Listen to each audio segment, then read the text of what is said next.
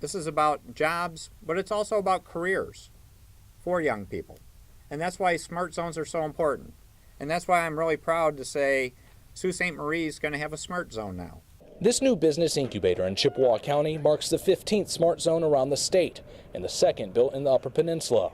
This center will focus on attracting local tech startups and will attempt to keep young entrepreneurs in the area. What our real focus is really creating those jobs right here in the Eastern Upper Peninsula so that there are jobs for students entering the workforce.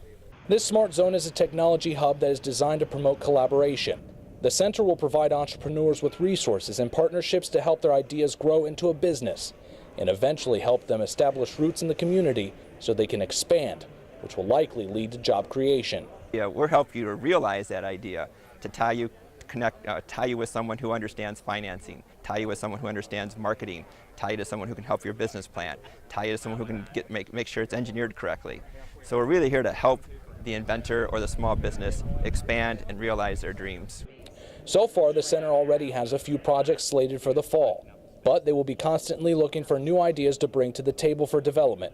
And Governor Snyder believes this center, like many others around the state, will provide a boost to the local economy. There's been many good things going on in the Sioux City area for a lot of years, but now we have one-stop shopping as a focal point for startup companies, and I think that'll work out well.